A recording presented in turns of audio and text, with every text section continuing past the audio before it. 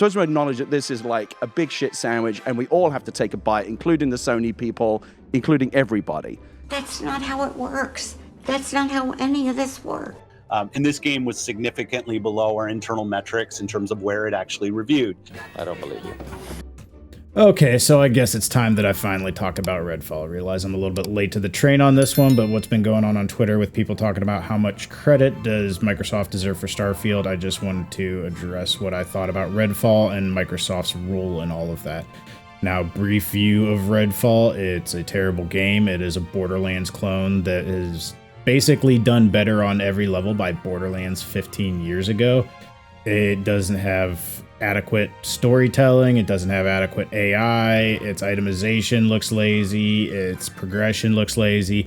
Basically, every facet of it looks like a game that didn't want to be made. And now that we've had the leaks out, we realize that actually Arcane didn't want to make this game. They were sort of forced into it.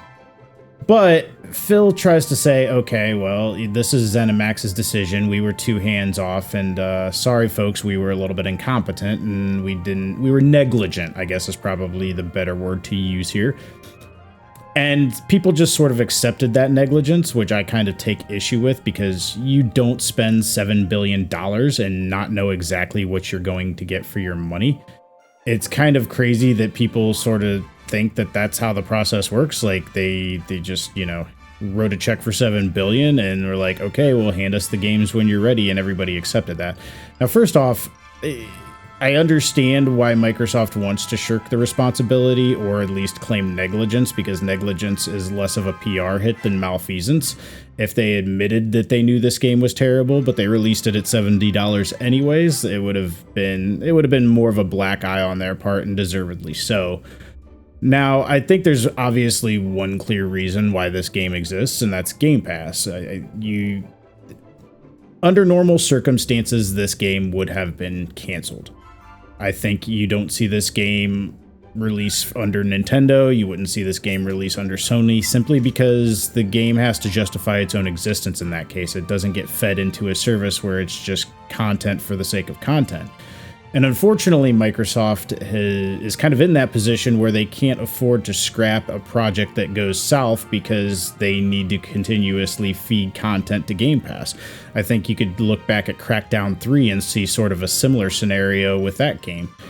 And that's really part of the problem with Microsoft, is that, yeah, they can produce good games, and I'm sure they will produce great games. I think Starfield will be very good, although I do believe right now we are probably viewing Starfield in the most positive light that it's going to be viewed in, because Todd has a penchant for embellishment, and so obviously right now they're going to paint the game as positively as they can be, but I digress.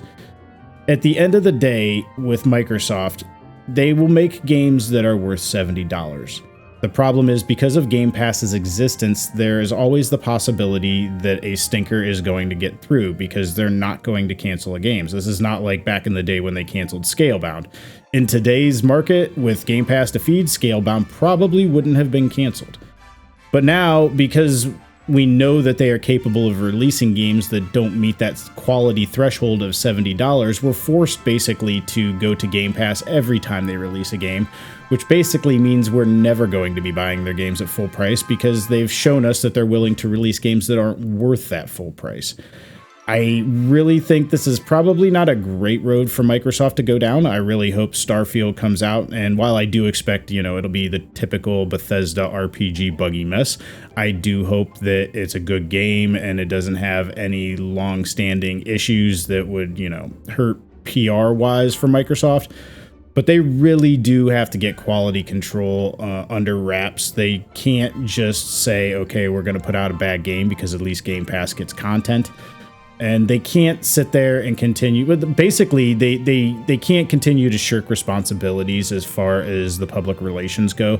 They cannot have another Redfall happen again. It is brand damage, and you can only really claim negligence once. If you're negligent after this, then it's kind of on you, because you can't say, oh, hey, we need to refine our process. You'd already said you needed to refine your process.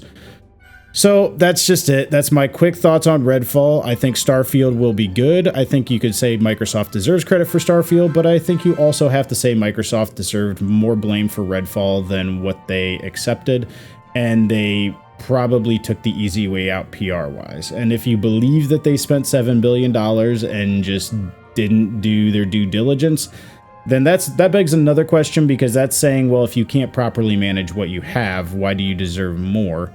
And then you have to get into the realm of how do they get to a point where they can properly manage their studios. So even if you accept what they say, you have to accept that with a huge grain of salt, because it presents another list of problems that they need to address.